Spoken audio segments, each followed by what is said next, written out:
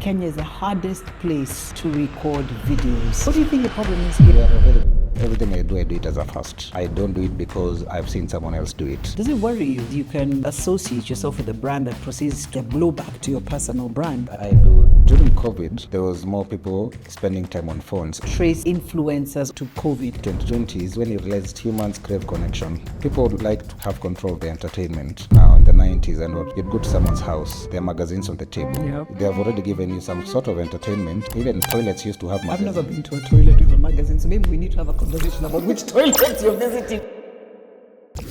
Kimanzi broke into an industry that didn't even exist when he was in university. His tenacity, unassuming humor, and positive outlook drive him to chart his path with ease. The consummate creative blends all his experiences to create beautiful and thought-provoking art that resonates deeply or just makes us laugh out loud, literally. June 25th, guys are lobbing tear gas, there's chaos, and you're just walking sauntering, dressed up as a security guard. What was that about? I'm so excited to have you, Kimanzi, because I've been watching you. I learned there's a word called to stan, so I stan your art. Yeah? What is an influencer? You know, I tell my mom that I was going to be doing a podcast with a guy called Kimanzi who's an influencer. She's like, what's an influencer? Kimanzi, what's an influencer? Where? Eh. Well, the term now is very, how will I say it, loosely used as of 2025, 2024, recent times. What's a pure, okay, give us the pure use. I don't know of about the pure use because I'm also learning on the job, I guess.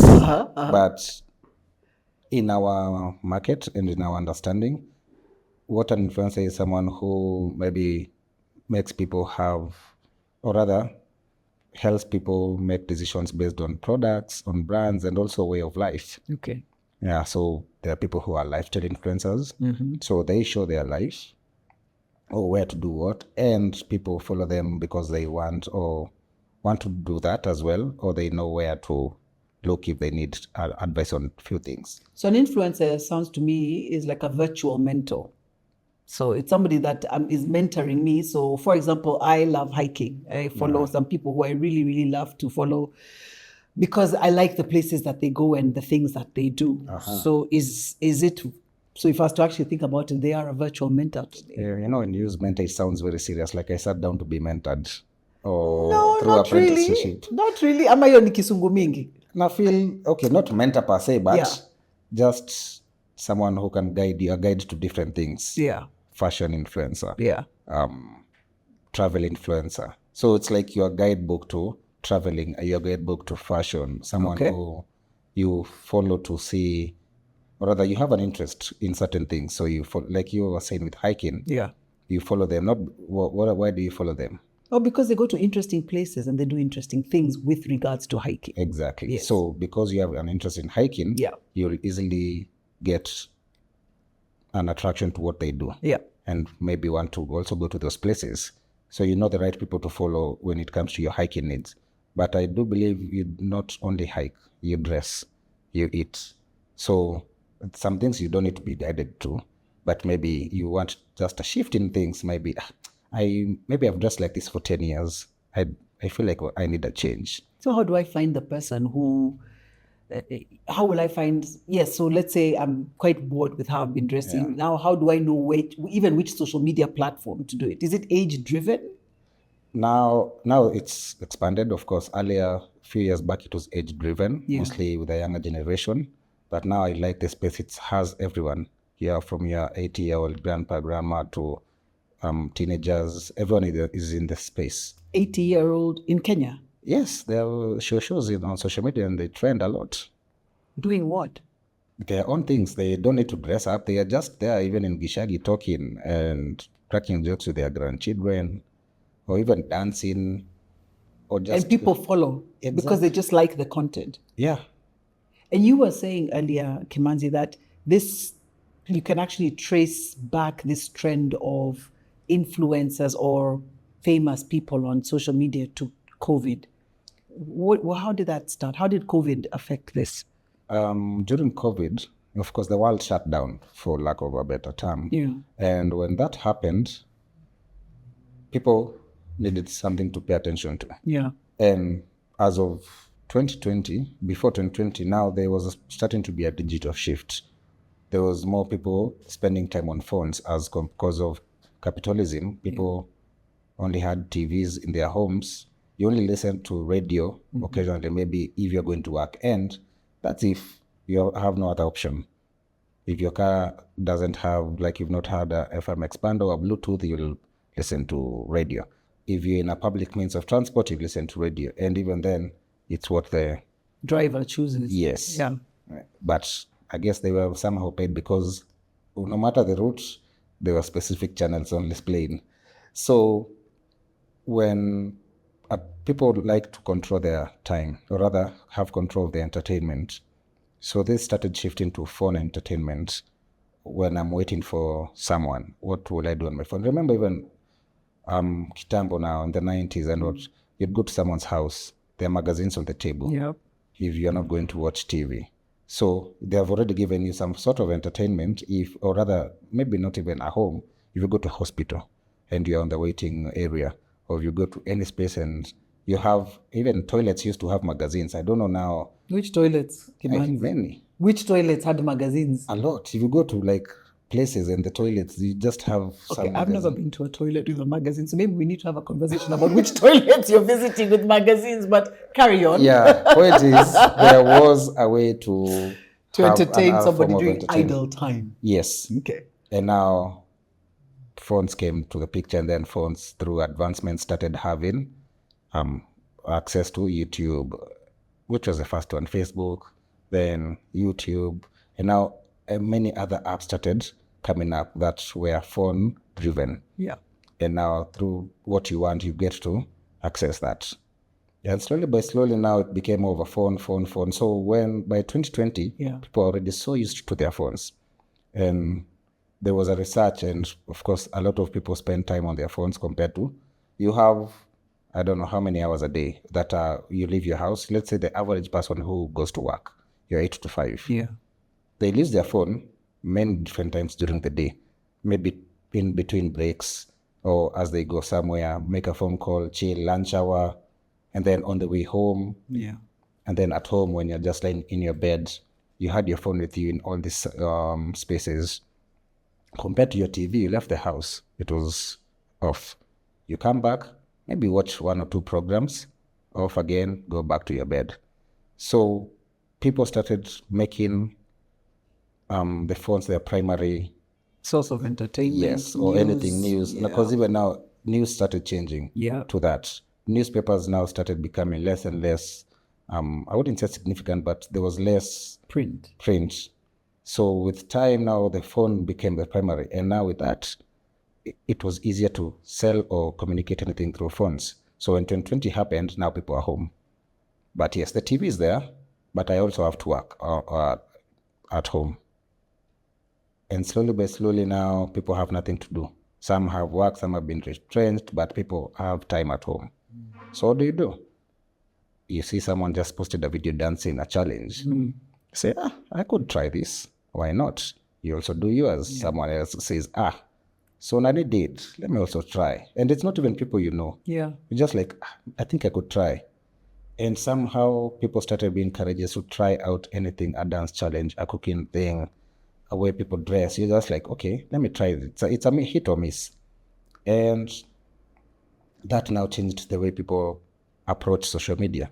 People saw it as a breakthrough to different things, because you have people doing something, they get a mass following in a short time. And you also have different interests. Like I used to find it very interesting, like mukbang. The way they want people eat, people just watch people eat for an hour. What's that? It's called mukbang on YouTube. Spell that? I think it's M-U-K bang. I'm not sure of the spelling. What does that do? Especially with Asian people. Like you just open, you check out a channel and someone is eating. So I'm watching somebody eat? Exactly. And I'm getting entertained by this? Apparently.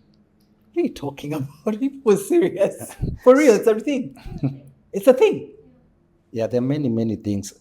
Now you see, I'm sure no one, even when they're writing their hobbies, just like time when you're writing hobbies, traveling, swimming, collecting stamps. Yeah, no one says watching mukbang videos, but now.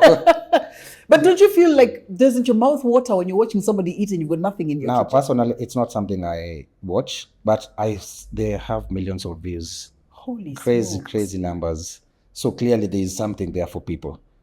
And what now, apparently, the world is weird because what you think is weird has 10 Has million people. a consumer who appreciates Yeah. it. So with that, is what now you're wondering, okay, so there's something for, because no one never, so you start watching mukbang all of a sudden and you find interest in it and you watch it. Look at the number of views on rain sounds. What's that? Rain sounds on YouTube. Oh, I listen to rain sounds. I use it to sleep, actually. Exactly. Which I read somewhere it's fried chicken. People are recording fried chicken. Ah, come on, Kimanzi, you're joking. What do you mean it's fried chicken? That's what I read. I'm not. Yeah, but just because you read it doesn't make it true until chicken. It sounds so. like rain, okay? Yeah, next time just remember fried chicken. So I think now that shift is what now made people find, okay, we can communicate through online platforms. I can just show people what I'm doing. Yeah. Since now things are not operating, the world is not operating on a normal. It's a first for anyone in this generation. Is this when TikTok then exploded, would you say? Yeah, that's when it exploded. Around 2020. It was there. Yeah. But even when I saw the documentaries before, it was actually almost going down. That and Zoom. Yeah. I don't know. Was it Zoom? Yeah. Zoom also didn't have what it had after post 2020. So all of a sudden TikTok now became, because that's where the challenges were. Challenges weren't on like your Instagram or X, Twitter. Why TikTok? What was it about TikTok that wasn't on Facebook, wasn't on Instagram, wasn't on Twitter? The video capability, what was it about TikTok? I think so. I think it's, people say it's authentic. People say it's unfiltered. You see, like people used to say Instagram might be curated. You'll only show your good clothes. You'll only show where you visit. You'll show the nice side of life.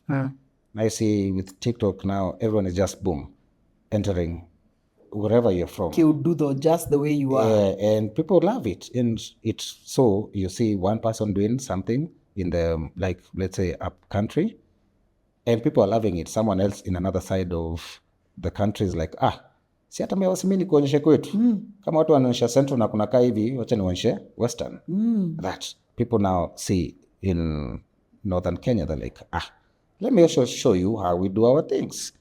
And it opened up the different people to different things. See, like you'll scroll on TikTok, depending on how your page is.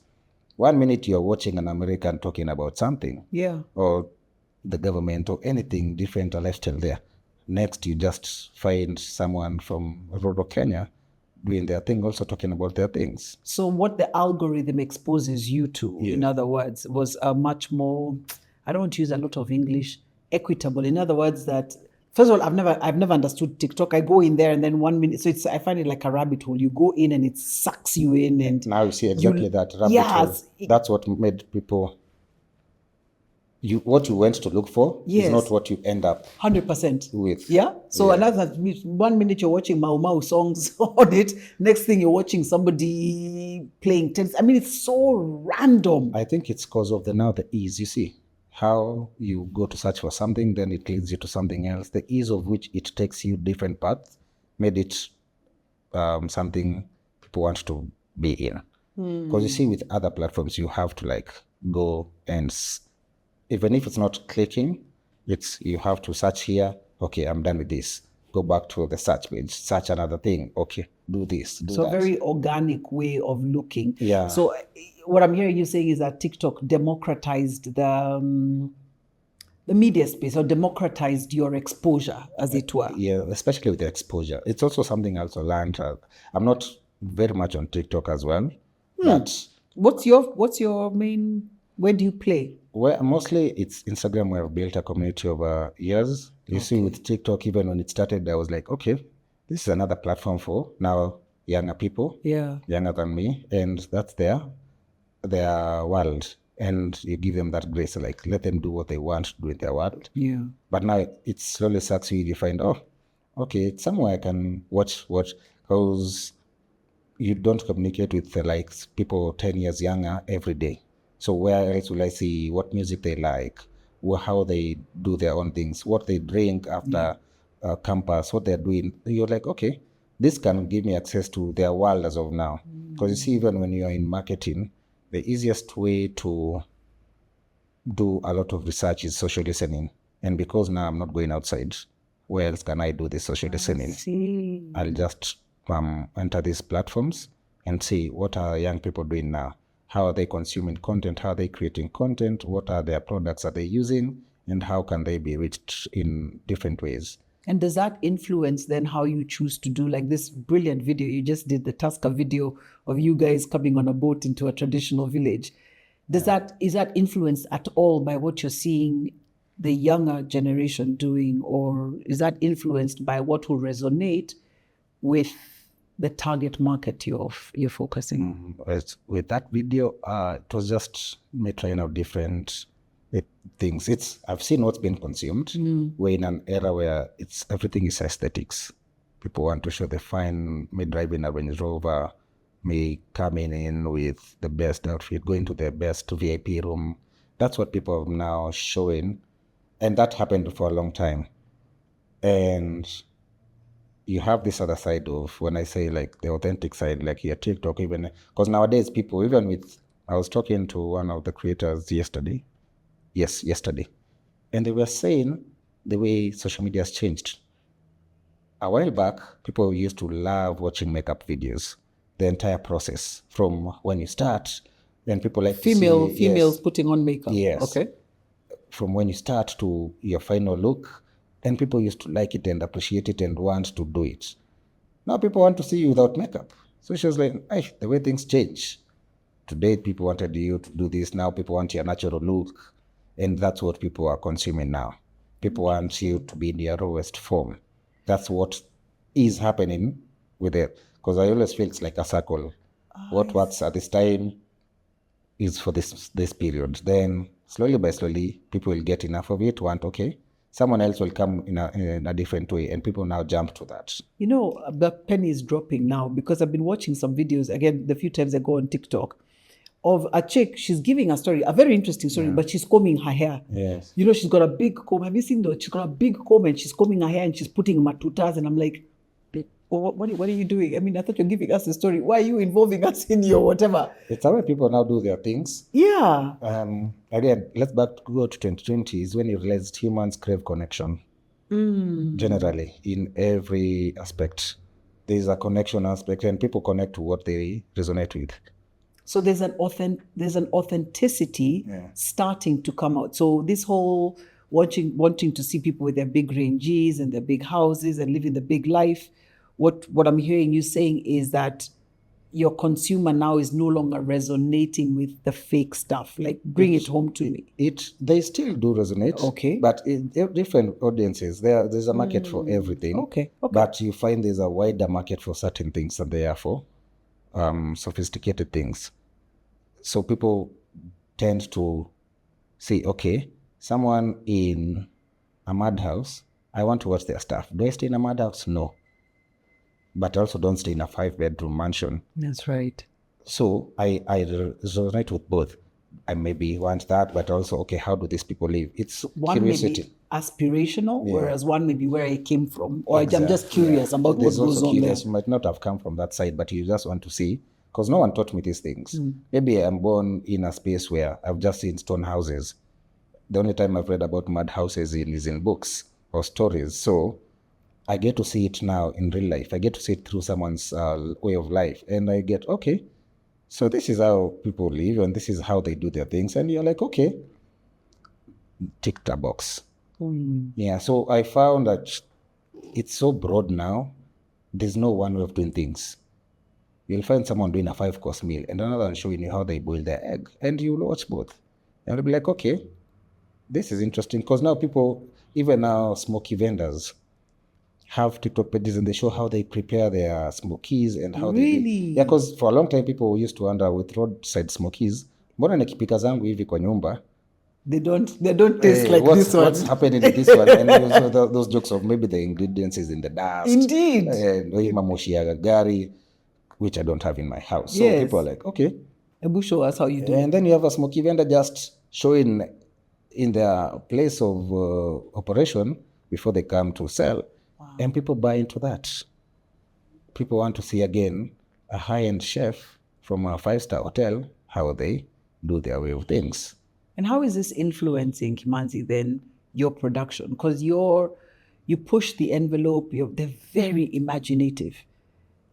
Your videos are very, very imaginative. And what surprised me, one of the first ones that I saw of you was a Johnny Walker video where it was a very high-end production, and I was really surprised to see, you're doing it locally, which made me super, super proud, with local actors, with local direction, local production. How did that happen? How did that start? From the beginning. Okay, not from the beginning. Okay, to the finished product. To that video. Yeah, well, to the finished product, Kimanzi, because you've worked on your craft for what, 10 years now? Yes. And now you're doing very high-end brands? Yeah. 100% locally. You're doing what would be an international production locally. So maybe work from that backwards. With what I produce, most of the time is just my own innovations. I sit down and think of something until I feel like, okay, that's a sweet spot. Might be from what people have, some might be triggered by what I watch and gather, but also some might be just, let me try out this. Because in these 10 years, everything I do it as a first. I don't do it because I've seen someone else do it. I'm like, let me try something different. Let me do what I think would answer this brief, or let me try and tackle it differently. So no, I don't get inspiration from what someone else has done. I'm just like, let me just give it a shot. Let me try shoot something in the lake. Let me try do traditional attire, find a madhouse and create my own thing. Or let me try do your Johnny Walker with statue people. Yes, that's the one. Yeah. So it's mostly, I get, even now that one with statue people, what happened is that DM'd me months back. Who are they? No, someone who manages them, the page. So, the statue people? Yes. Oh. Someone just DM'd me months before. Told me, hi, we do this. If you ever get someone who wants statue people, you can communicate and tell people you know. Then at that time, you're like, okay, I don't think, because in Nairobi, it's not something like you see with the Europeans, people in the streets, and that statue, people come, appreciate, leave a token and go. That I've seen there. In Nairobi, you don't think it happens. I've walked across the city. It's not something we do. So already it's so westernized, but it's now being done here. So of course it's I was thinking how do they get into this market? They have done in events, in all these things. So when I saw it, I was like, okay, fine. If I get to communicate to someone who needs them, I know who to contact. So I stayed with it for a long time. So when I was working with now Johnny Walker at that time, I was looking for an idea to create. So then I got I need to make that logo, keep walking, logo. So I was like, okay, for me to do that, let me try and dress like this person. So of course, made the outfit, everything, tried to look how I'll transition to that logo. That was that's what I had. Now I needed to build. So normally what I get is the opening of the idea, the trigger. Now it's time for me to build it up. Yes. Now add to everything. So when I was building up, I was like, I need an intro to this. Yes, I have what I want, but I need something before I get there. Create the story now. So as I create the story, I'm like, these people actually had reached out to me some while back. So I call the number, I tell them, Izal, I think I'd want to work with you guys for a project I'm working on, and you people just come and do your craft. I like working with different type of art, creatives, and I like them in their element. I don't want to tell you what to do. If you come as someone who's a statue guy, be yourself. Yeah. So of course we work through what they need and everything. Work on their terms, what payments, how much they want, sorted. So I go back now to look now for locations. Of course, with what I've been doing, I've been grateful enough to get connections and networks.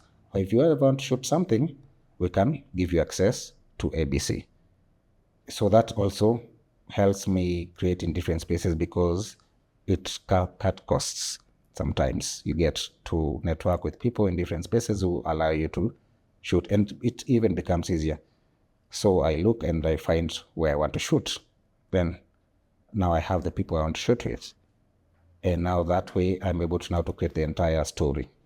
Do you sit with a team to design this story, or is it all sitting in Kimanzi's head? Mostly it's sitting in my head, but I have now the production team. Yeah. Now where after I, let's say, come up with something, we sit down or even over a phone call, I send them the notes or the flow of how I want things. Then now we discuss the technicalities, and now their expertise come into, okay, for us to achieve ABC, this needs to be done this way, get this way. For lighting, I'd want somewhere with less lighting. So if you're looking for locations, that would be better. Then we'll use our own lights.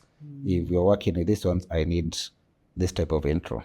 So it's now for me to go back and now say, okay, for me to achieve this, I need to get this. So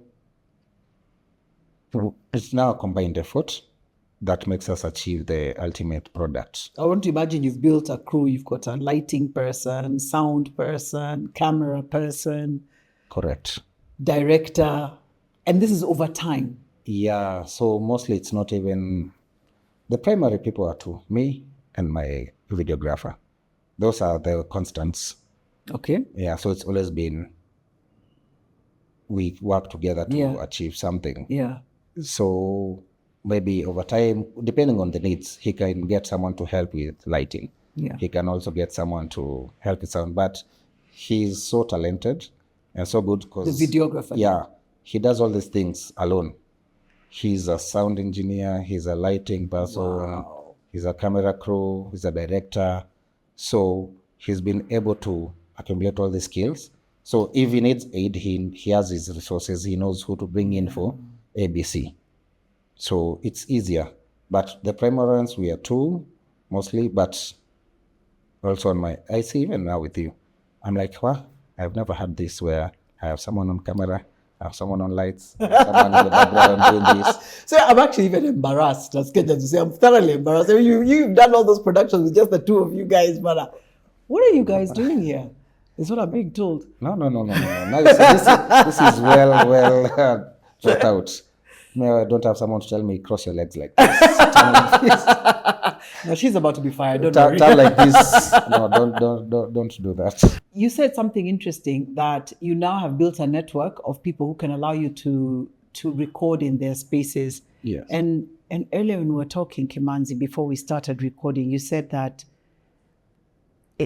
Kenya is the hardest place to record videos and for people to get to do their art. Absolutely. Around videography. You said, it's like everything is targeted to make you fail. You were in Dubai in Qatar for the World Cup. Yeah. World Cup, and you said it was much easier to film there than at home. I was shooting at 2 a.m. with my phone across the city. I'm like, why is no one stopping me? This is weird. Yeah, you're shooting Shingo Pande waiting for we are so used to, my phone is out fast. Hakuna mtu ananitafuta niibie.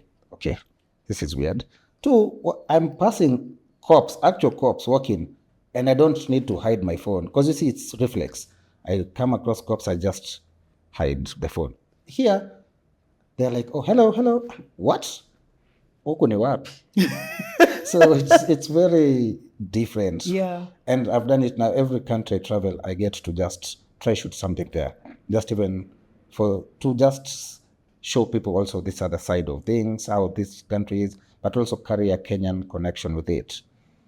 And when I get to shoot in these other countries, I'm like, I've shot for an hour in a mall. Why is no one even bothered with me? No security, no one is coming to tell me stop. I'm like, this is amazing. I'm not used to this. And what do you think the problem is here? You see, even now with the current government, when the Nairobi governor said, okay, people can now shoot in town without with ease. Nowadays, you go to the city, CBD, on Sunday, it's like a full studio. Every corner there's I've seen on around the Mamangina Street, there's many people with cameras. Mamangina, you go kusaidia whatever.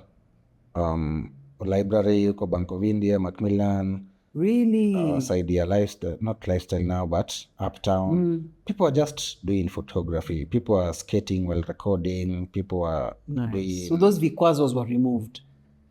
Over time. But even then, he had to say it publicly, made it aware that. But now you see the people consuming are the people online or people who are of interest. Yeah. Because sasa tumekubaliwa. You go to shoot, unashikwa.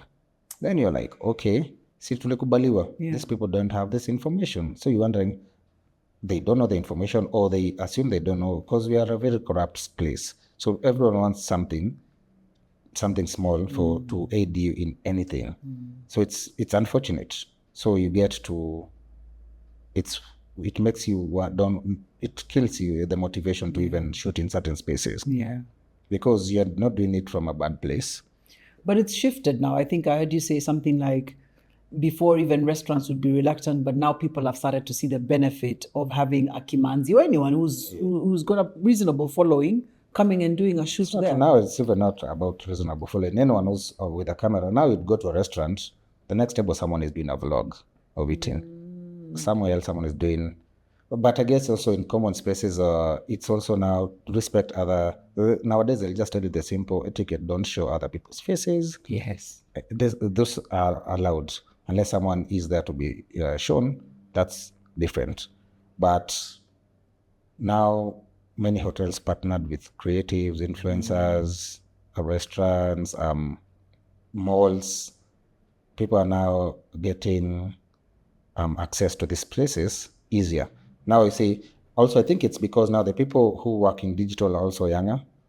So they understand it and are able to explain to the decision makers, we need ABC for us to also help this side of things.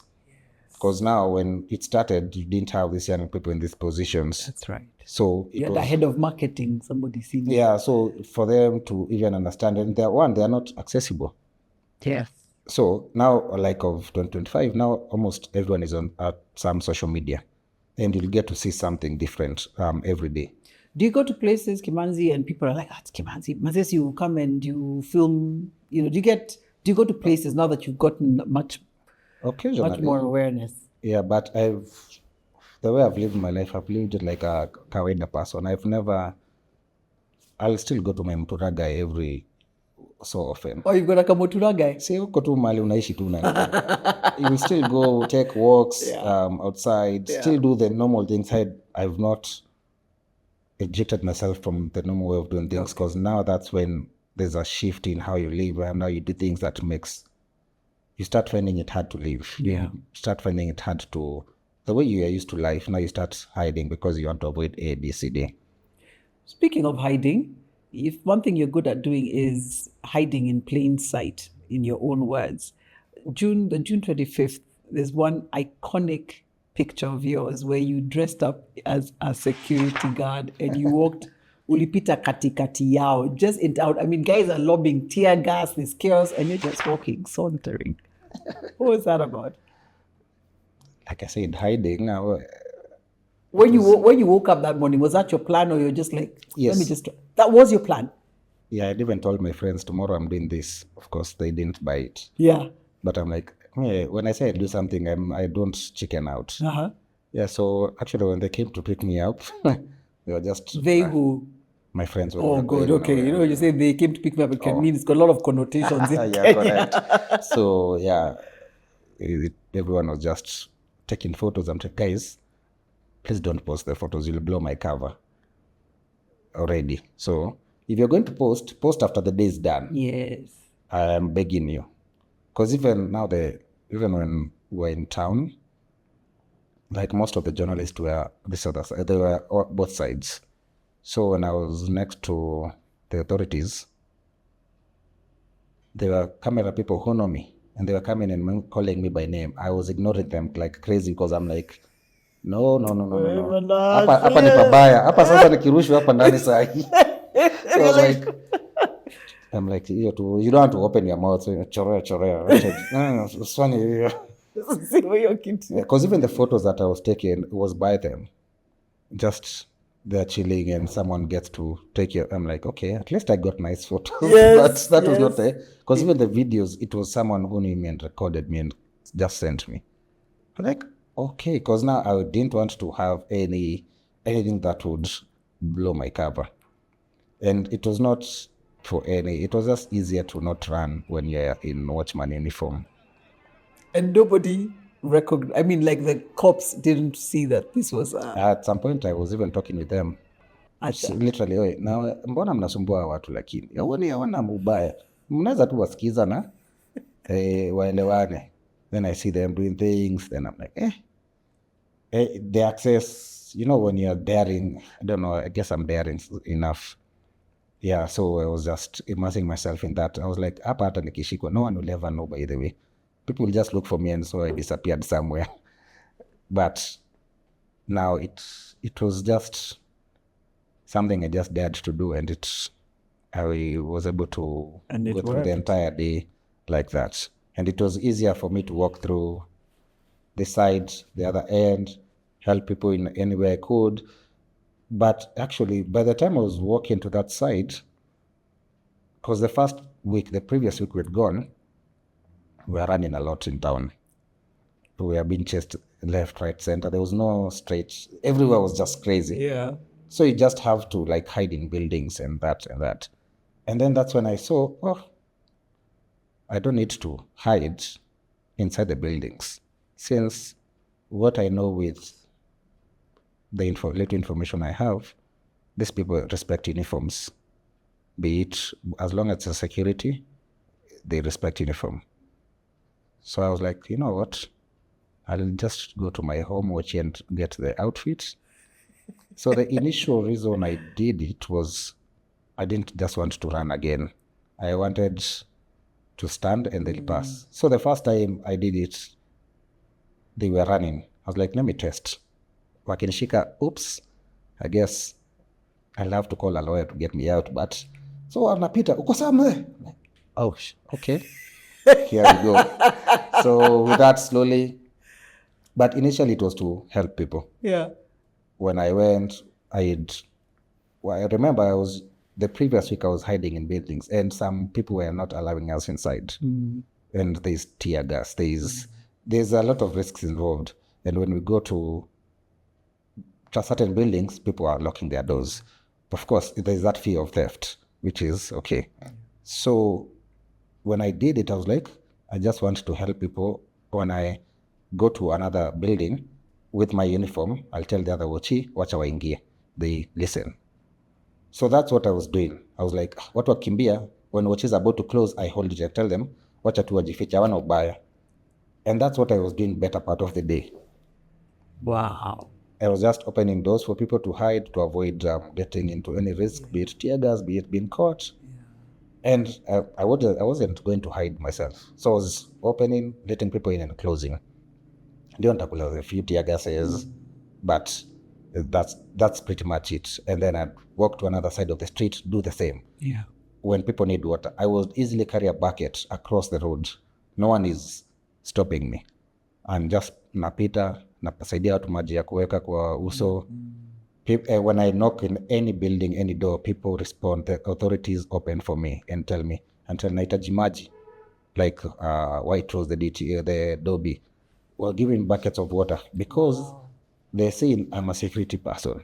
So they're able to give me and I am able to help people. When I go to talk to other watches to help people, they are listening. Because they wouldn't listen to me if I was like just as I am right now. So it was mostly for that.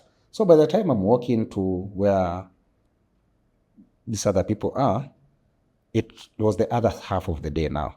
And I was actually working to look for my friend because now we had live locations of each of our friends. So I'm saying there's a friend on this other side a lot. So I'm walking there because now, because of our dust, it was easy for me to trace everyone. Oh, huyu ako hapa. And mko poa? Sawa. Let me nikaangalia mwingine. Uko sawa? Okay. So now I'm going towards that guy. Then this is now where these guys were now staying mostly with their trucks and everything, just controlling the crowd or trying to dispersed crowds. So I'm like, this guy is here. Let me just go and check if he's okay.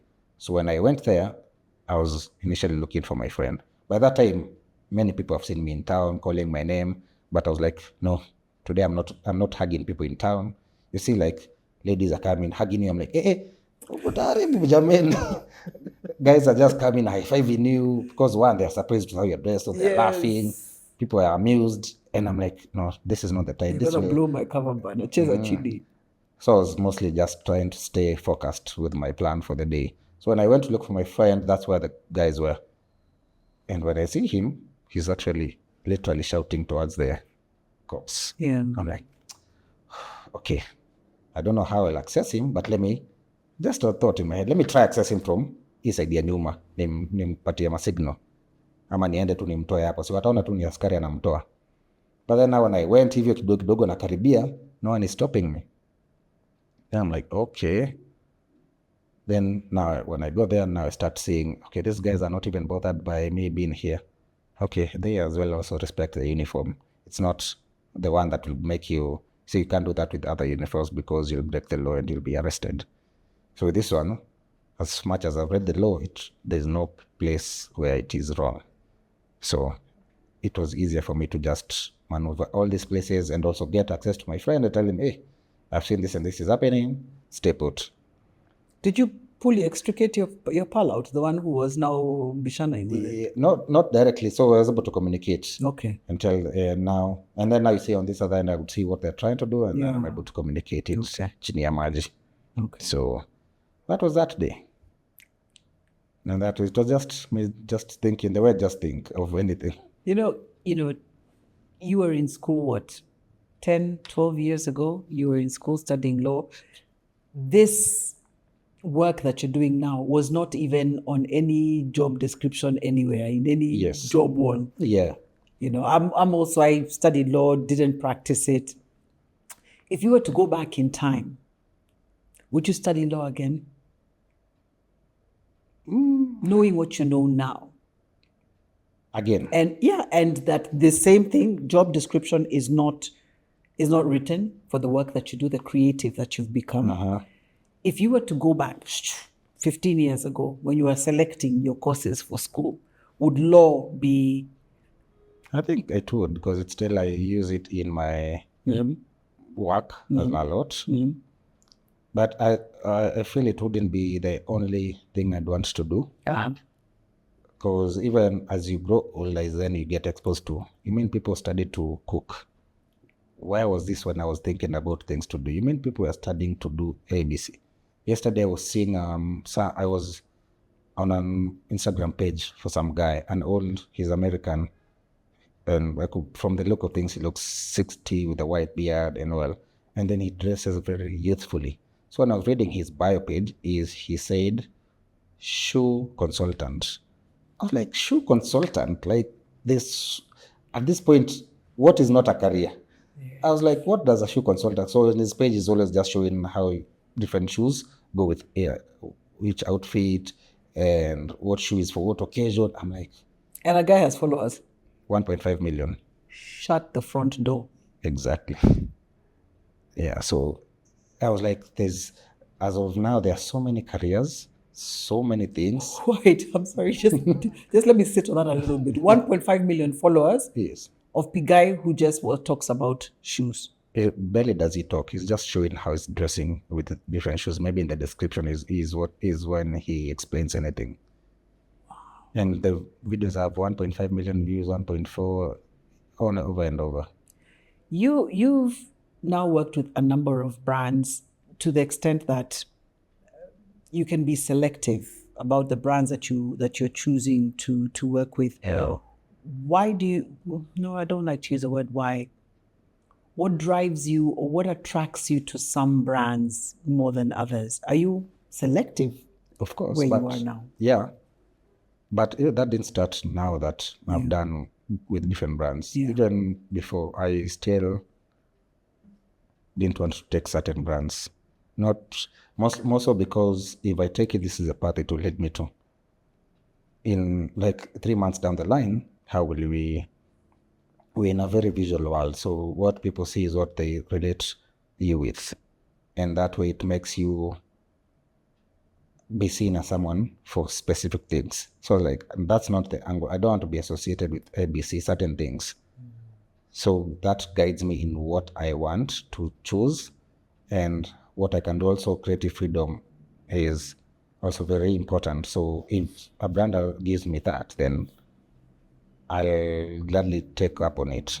So you have conversations with them before you sign the dotted line. Is that what you're saying? Yes. It's now you see we've gotten to a point where they have to listen, because you see we also it's a partnership. So we carry the brand, they are the custodians, but we are the ones telling the story. So we need to have a mutual understanding. You have to work very closely so Yes. that your voice is heard, but also their standard. Because you see the unfortunate bit, is it fortunate one? We are the faces, or we end up being the faces of specific ones. People, like at some point, you like a call center, or like people call you for whatever. You work with a brand. If it's an airline, people call you for discount. There are discounts. Do they travel to this route? Do they do this? I want to travel with my baby. Can they do this? I booked a ticket last night and it's not gone through. And guys are calling you. DMing, calling, anyone. If someone has my number, they'll call. People just on DMs. Because you did Yeah. ad So for people associate you with all this. So you see, also that aids in what I choose, because I've seen the way people interact with us. Because now, the way humans interact is the reason now, what changed from brands working as brands to using faces, aka same point influencers, creators, it's initially was for approachability. Brands are not approachable because they don't have a face. I don't know if I have a problem, I don't know who to access. If I need something, I don't know who to talk to. And then now, influencers, content creators came into the picture and became a bridge towards the consumer and the brand. Speak for the brand and also speak for the consumer. And now that aided in things. You see a lady influencer using a certain makeup. So if I also use the same makeup, do I use it correctly? Or what do I need to also add to what I use? If you see a guy using a certain gym attire and you use it, am I using it correctly, or what? How do we work this out? So it's that human connection I was telling you about. Does it worry you, Kimanzi, because you can associate yourself with a brand that proceeds to go and tank or do a royal cock-up? There's some radio personalities that were pushing for some of these land buying companies that ended up being total hoaxes. So, and that there's definitely a blowback to your personal brand, isn't it? You have to do, like I do, the diligence. I'm like, okay, you see what in the long term, how does it look? So, of course, I have worked with some that have tanked, and people come to you and ask you certain things, or people want your opinion on certain things, but it's also how you associate with also the audience. You see, this is just a partnership. How long does it go on for? There are things I wouldn't know. See, when you say people work with land selling companies, yeah. They only say of the product, the land. They don't know the back end, how people work with finance, the loans, and where people pay. They have a voice. Now, you see, the way the human trust works is you told me about it. So I don't care who else is in the chain. I paid money because you told me. But I didn't pay to you. I paid to, if you need this land, talk to ABC, then you get. So when they have a problem, they won't go where they directly paid money. They'll go to who they trusted first. That's right. And now you see, for that to you're able to cushion yourself, is you also create with disclaimers, one. And also, I also What like do you to... mean by create with disclaimers? So for somebody who's watching this and wants to become, a creative and leverage off of their influence, what are these disclaimers? Don't use legal language. Speak to the past. That's not using legalese. No, disclaimers are legalese. Yeah, thoroughly. Thoroughly. Nah, it's like terms and conditions. That's what legalese. No, but create not as part of the brand, but as a partner to the brand. Yes, you are helping this brand do something, but you're also doing it from a human point of view. So if there might be mistakes, you can own up to some. If the brand Now you see, that's why you remember when I told you earlier, we need to work closely Yeah. to avoid this. So if there's any, like I say, I get calls. I booked a ticket I didn't get. Because I worked with these brands, I know who to call to deal with the ticket issue. I know who to call to deal with, I have a baby I want to travel with. But at the point where you are signing that you're going to work with this brand, this was not you had not envisaged this. And now this is over through experience. And nowadays, I'm seeing a lot of you, let me not say a lot of you guys, but a lot of the influencers putting paid for. This is a paid for advert. Yes. Does that create that disclaimer that you're talking about in terms of, I'm doing this and I'm being paid for it, but I'm not necessarily, just because I'm endorsing it doesn't necessarily mean that I'm Watching for it. Yeah. Now you say that I feel it depends on per creator, but it's easier to work with things you can vouch for. Anything I take up, either I'm a consumer already, or it's something, even when I take up different products, I like using it first. If you're telling me to sign a contract for Monday for a product I've never used, I'll tell you, please give me 2 or 3 weeks for me to use the product, for me to be able to say yes with conviction. Because even after the contract ends, people will still come to you depending on, you see, you're talking about here Johnny Walker.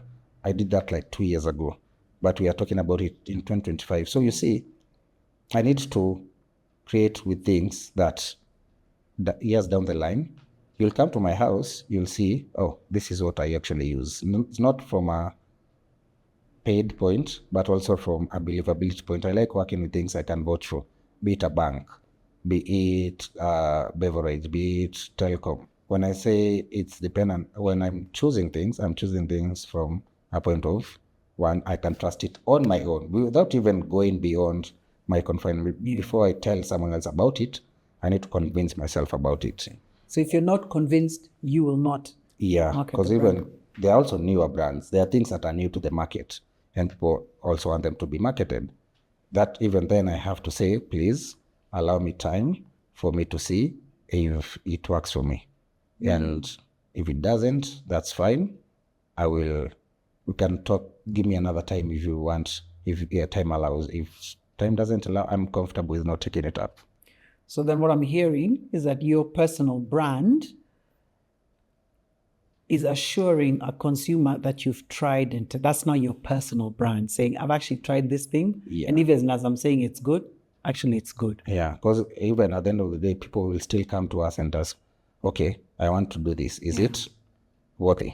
I want to travel to this hotel. I want to travel to this destination.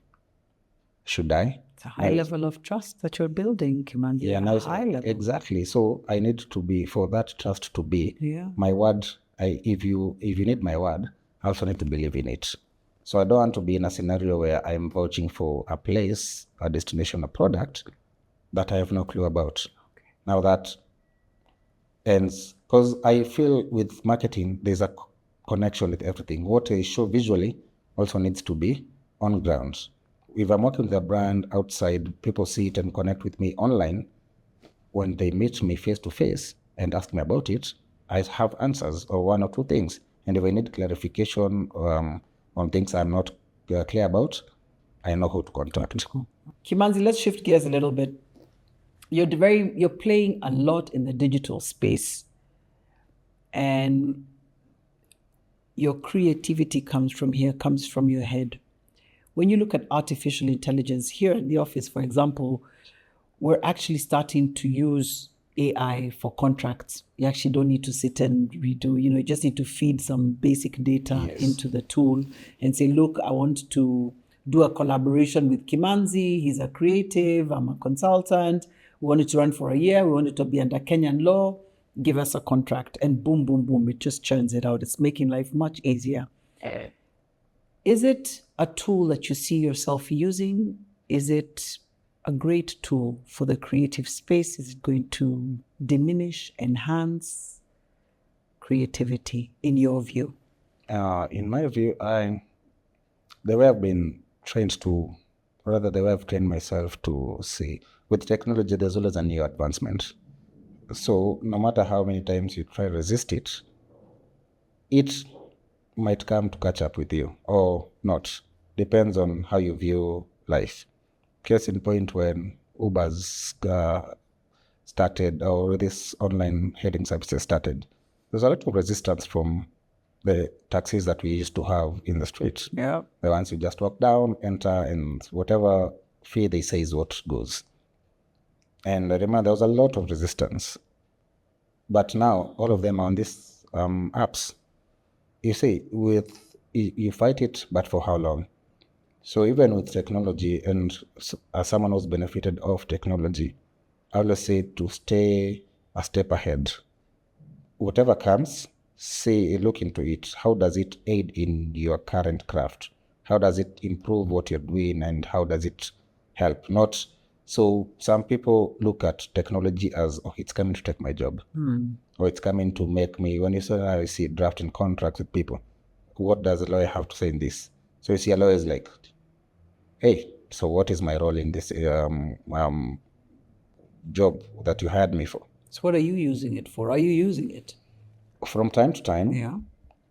Because even I was actually seeing a TikTok. My friend sent me a TikTok yesterday of someone who was saying online, you people are using AI for the wrong things. Use it, make it, because like you said, now she's saying those drafting a contract is using AI in a boring way. So she was saying how she uses her TikTok to find what her crush likes. Sorry, no? Sorry. So she said she was showing people, she fed her photos to AI, and it gave her, hey, rate me out of 10 rates. Rate this guy out of 10. Do you think we are compatible? If they like ABC, show me, and then now you see with someone like a creator, someone who's in the online spaces, show me where they go. Tell me their interests or where they go. Then it gathers all that information and tells, okay, where can I find them on a weekend? Then it will pick. So she's using it to shut the front door. This is stalking. You're using AI to stalk and essentially to, okay, let me not use the word stalk. That's a very strong word, but to due diligence? Is that a much better term? To undertake due diligence of somebody that you are crushing on. Yeah, so that's what I saw yesterday. And over time, I've seen how people say now, like, all these things are their friends. They feed it, they talk every day. It's your... I'm sorry, what now? Okay, people online. Just, I'm a bit old, so just take me, syllabus inaenda mbio sana, just twende pole pole. What do you mean you talk to the AI as your friends? Just it's something I've seen people say online, where they feed it all they want it to. Like you say, you stay alone, yes, right? Or you're going through something. So people are using it as their best friends now, where they feed, okay, I'm feeling like this, I'm low today, this and this happened, what do you think is the solution to this? And it feeds you anything you need, and people are consuming it. And people are saying, I don't, now you see, this is, when I told you that social listening, is what now I see different people. You see, one person is posting about it on Instagram stories. You go to TikTok, someone else is talking about it. You go to X, someone else is also tweeting about it. So there's a connection here. So that means there's more than one person using it for this purpose. Yeah. So it's become, people are using it to talk, to say their feelings, to talk about anything that they feel needs to be let out. You know, there's a Harvard business study, and the title of that study, because I use it a lot when I'm teaching, is customers use your product to do a job.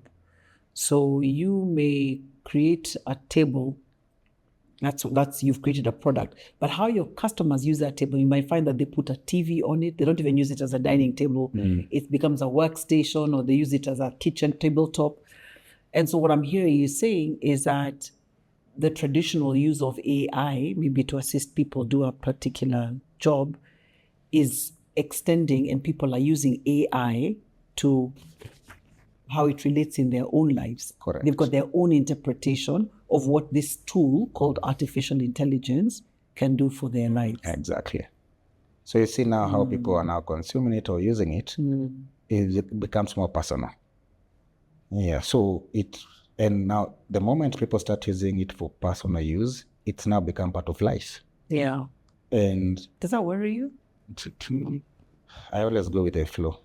That's how I move. So if that's what people are doing, so where do we sit in that space? And so how does this help with all these advancements? How do they aid in what we're doing? Let me not ignore it. Let me also learn about it, learn how it can aid in my craft. Let me learn how it can help the people who consume what I create. So how do we now create this relationship with it that helps me broaden my scope of things? Yeah. So that's how I'd like to approach all these different types of technology. What would your dream collaborations be from a fashion perspective? Fashion. Who would you love to collaborate with? Let me tell you, last year I was actually asked this, and I said I've been privileged enough to work with different people from brands, big brands in the country, big brands globally, outside the country, work with Europe, America, different ones, and it's been beautiful. But also work home has also been beautiful. Of course, when you say that word dream, people think of the biggest and the high-end things. I'm happy I've been able to achieve that, even from a small scale, in my own way. But my dream would not to be working upwards, would be working to aid the industry from bottom. My dream is to have a creator economy that helps anyone who wants to be. I want to learn this type of content. I want to create this type of content. I need an aid. Mine is to have facilities that help people achieve their dreams. If someone wants to work with a brand in Europe, how do we connect someone in Nakuru to a brand in Europe? And what can they create together? How do we help someone out of campus do what they want, be it in this brand, in this country, or outside? Because even now, over time with these years, I also get people who come and tell me, oh, I want to work with this brand. How do I approach it? How do I send a proposal? Who do I need to talk to? So they see that is making me see, okay, people actually want this thing. So how do I make that happen? So is it a school? Is it an institution? What do you need to create that will help people not go through so many things? To fast forward to the level of information that you have today. Yes. And so what does that look like? Is that a school that you're planning, and it can be the YouTube University? Yeah, that's what I'm saying. Now you see, like, for example, if DJs wanted to be big, they'd go to a DJ school. Yeah, you had Soul Academy if people want to go sing. Nowadays, people start singing on their pages and get signed. Nowadays, people start DJing in their homes and start getting gigs. So the gatekeeping has reduced a lot. So now you don't know, is it a school, or do you want people to go somewhere physically for training, or is it just create programs or create a cohort over time, but make it meaningful? Once this is done, you connect them to ABC. So is this something that you're thinking of doing? Yes, it's something I've been thinking of doing, and now once at least I have the right resources. Okay. But then it's crazy because we also tell people, don't wait for the right resources to do anything. But then you're here telling, I need the right ABC to be able to do this. So it's also something you're also trying to create on your own, and not create, but facilitate. And now you see we've gotten to a point, people just say, tomorrow I want to wake up and do something. I want to pin you down a little bit. It sounds like a great thing to do. Okay. And I've heard you say, it's something I'm thinking about, it's something I'm thinking about. So I want to pin you down a little bit to, is this something that you want to do in the next 2 years, in the next 5 years? Because this space that you're in has got a lot of relevance. Yeah. And your relevance diminishes in the fullness of time. Correct. Yeah. So you're thinking about it, and then? No, sooner. I hope to do it in, give or take, 2 years' time. Okay. So that it's I'm able to work with people who are entering, people who are relevant at the time, and people who still want to stick around. So it cuts across. I want to pin it to a certain group of people, because I've seen it's a very vast. You see, what a 20-year-old will influence someone about is not what a 35-year-old will do or 40-year-olds. Exactly. For every place in life, people have different needs. And you need to communicate. Like, let's say, when I started 10 years ago, what I was influencing 10 years ago and what I'm doing now are, 20 years ago, I was influencing someone who just needs to buy a drink after their day. And I influence that. Now I'm influencing someone who, think about it, 20 years ago, I'm influencing someone to spend maybe 1,000 bob on a product. Now I'm influencing someone to travel the world with now what, 200K. So you see, the same person who at that time could afford 100 for a product can now spend 200K on another product. Yeah.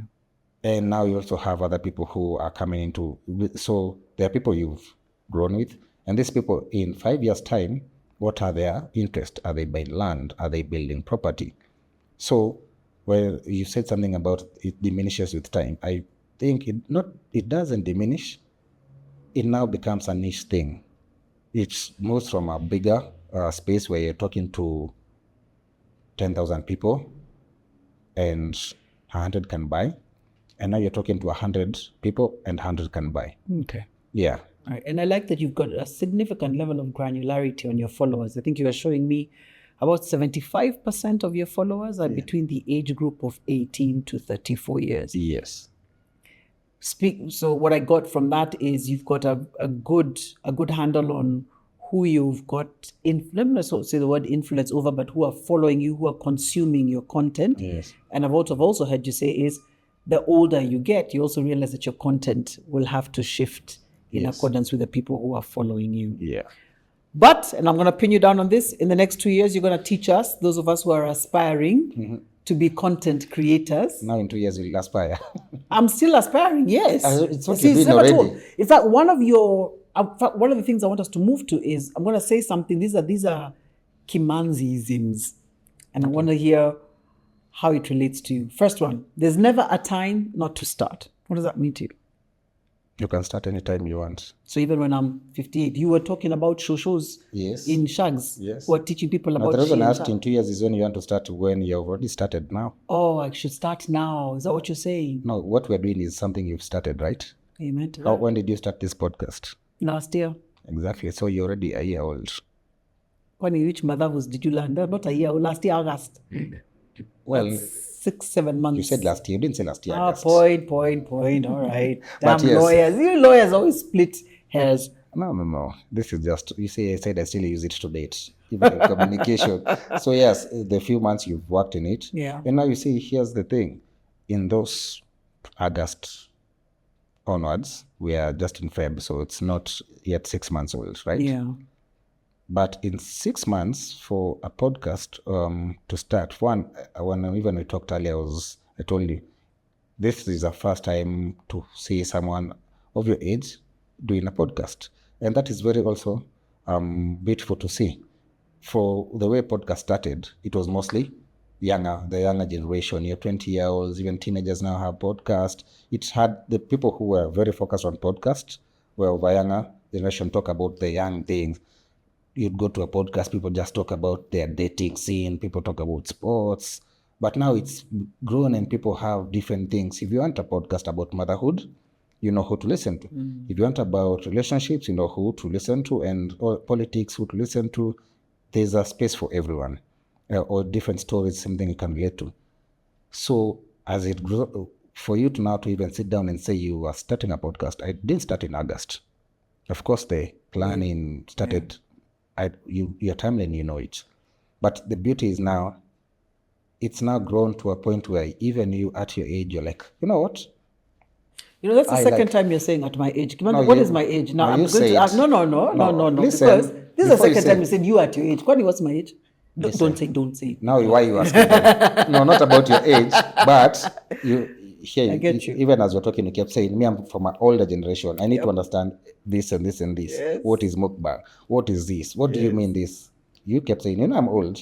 I am. Exactly. So you're throwing it back at me? Not throwing it back per se, but going with the information handed through me. Oh my God, here you go lawyering up again. No. So your clientele, well, the one I'm saying in 6 months, I've seen the guest you've had, the type of guest you've had here. They are high value people in the society.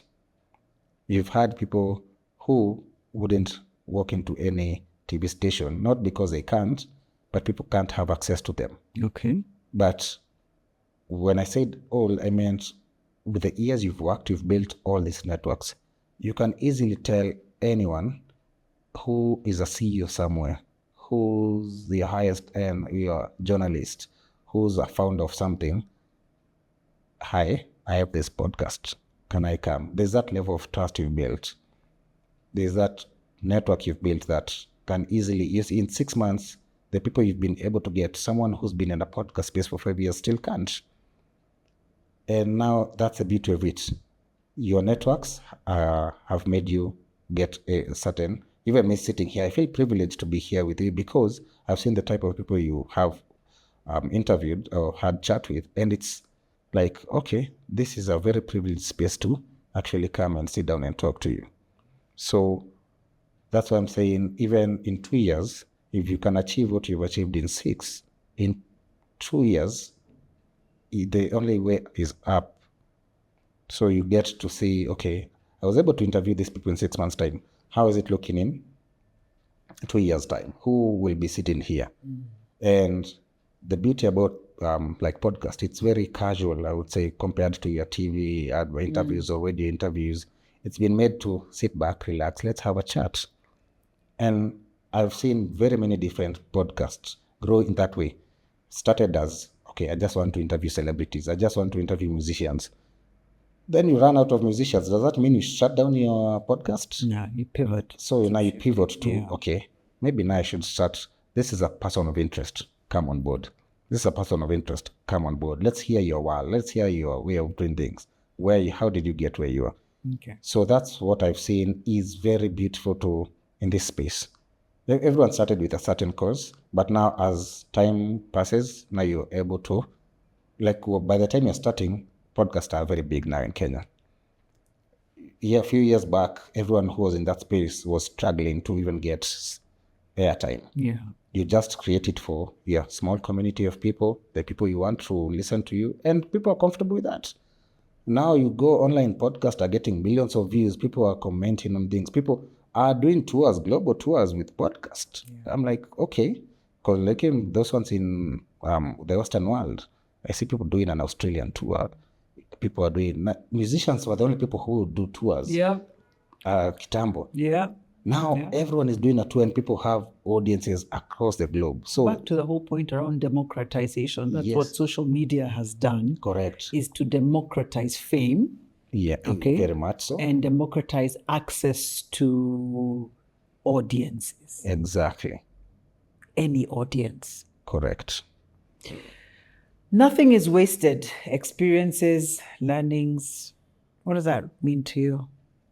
Nothing is wasted. Experiences, learnings. Yeah, it means that whatever you do at any point in time is a learning curve, a learning experience.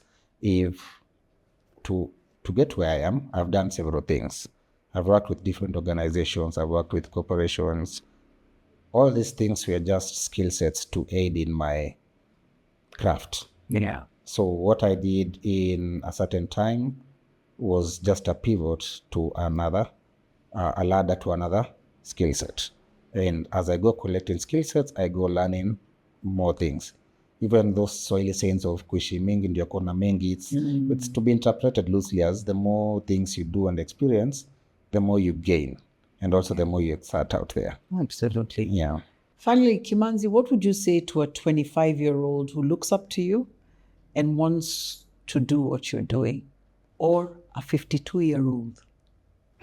You said, let me not say your age. I didn't say. I just said a 25 or 52-year-old. That could be one or the other. The way you brought it up. Why not 56? There you go.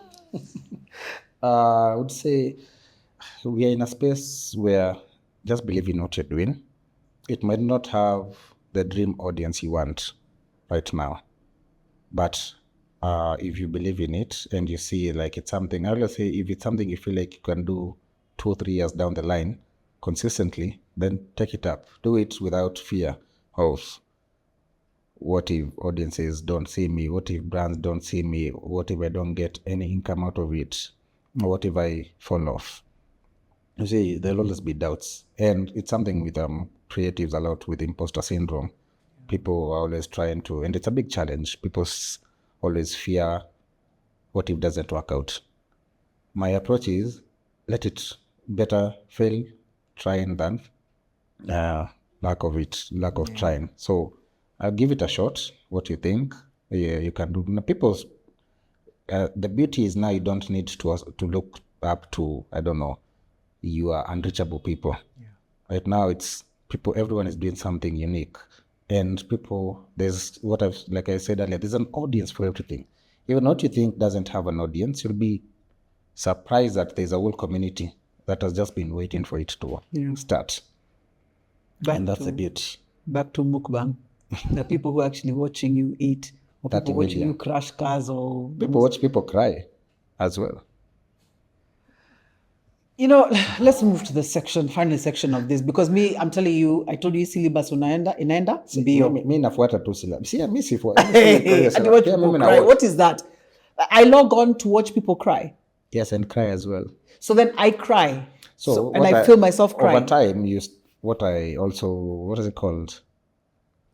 Or back to what I call my social listening.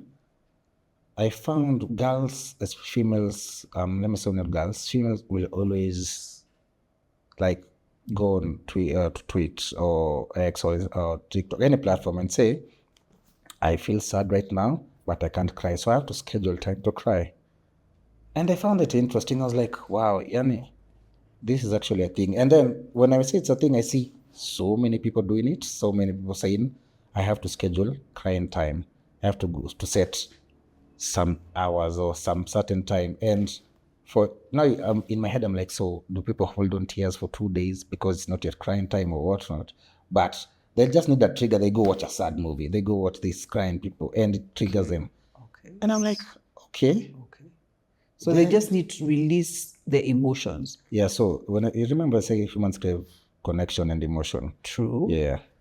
Okay. And I'm not judging, because how do I say this?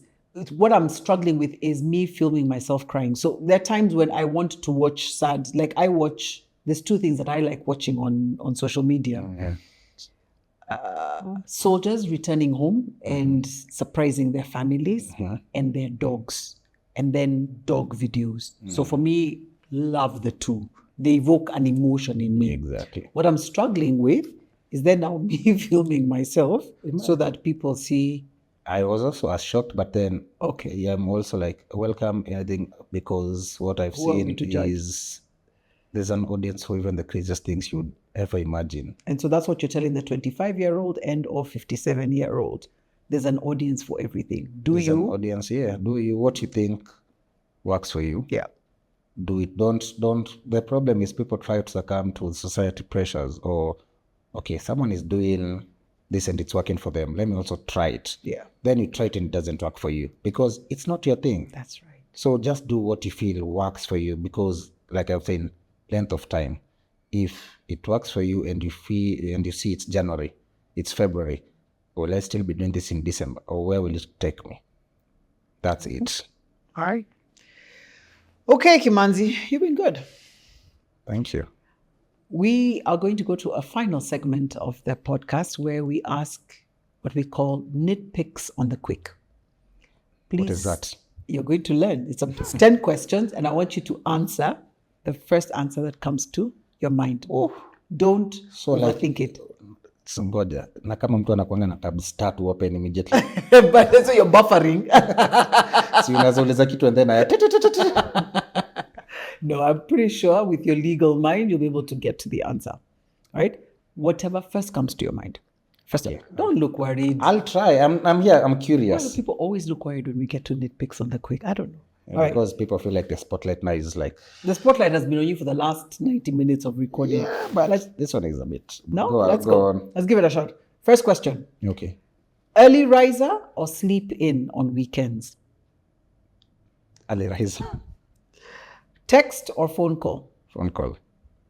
Cooking a meal or ordering takeout? Cooking a meal. Mountains or the beach? Beach. Travel back in time or fast forward your life? Fast forward. To when? I don't know. We are always fast forwarding. What we're experiencing now is not what we experienced 5 years back. Right. Yeah, and you are in a more entertaining space than you were 5 years ago. Fair point. So I always feel traveling ahead gives us a better experience than what we had in the past. In the past, right? What's your favorite Kenyan dish? Can I say what comes to mind? That's the whole point No, of Netflix like on right the now, quick. Yes. okay, as of this time, over time, I don't have a favorite Kenyan dish. Okay. I always feel like favorite is what you used to get access to a lot. Not get access to what you used to. Oh my God, Kimanzi, can you just give us a meal? You were talking about smokies a few minutes. Yeah. Now you're going into long stories. What is in my mind is? Please, an answer anytime this century. Ntafuta tu chakula ya kusema tu ndio. No, so you talked about smokies. Oh, so people like watching smokies. Rice beef. Rice beef. And you know you're talking about your Vakamotura guy. I can't live on Motura alone. Okay, so rice beef. Yes. Okay, God, that It's was my like go-to. Let me say extracting a tooth without Novocaine. That was painful. One thing you always carry with you. My phone. Okay. What's your go-to stress reliever when you want to just umeshi? Yani, things are hot in your mind and you just need to relax. What do you do to stress relief? Chill. Chill meaning chill at home? Yeah. Music? Music mostly. Okay. Most inspiring place you visited? Oh, inspiring. I'm trying to get something to come to mind. Now it's blank because now I'm... where? Inspiring Lesotho. Lesotho, Kingdom of? Yes. Okay.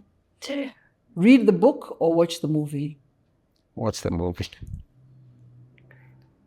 Kimanzi, you have been the best guest we've ever had this week. Are you flatting me? This week. How many have you had this week? None. Not be the first. Exactly. So I need assurance. My people with words, be careful. I'm learning from the lawyers like you. You've been a fantastic guest. Thank you so much. I appreciate. I've also been privileged and I'm thankful for this. Wasn't that a masterclass in all things creativity? Consider me educated. We've heard about the rain sounds that are probably, as he says, the sound of chicken being fried, the growth of content creation, where Kimanzi's ideas come from, and how he's used all his experiences to his advantage to hone his craft. We're drawn to authenticity, shared emotions, and to the stories that remind us we're not alone. Kimanzi is a class act. He doesn't cave to trends, and he will make things easier for himself and others by wearing a security guard's uniform if that event calls for it. A reminder that we're drawn to authenticity, shared emotions, and the stories that remind us we're not alone. Kimanzi's dream is to help others achieve theirs. And the Kimanzism that he leaves us with? Try and fail, but just try anyway. Don't forget to comment, like, share, and subscribe to stay updated on more stories of incredible people making a difference. Give it a go.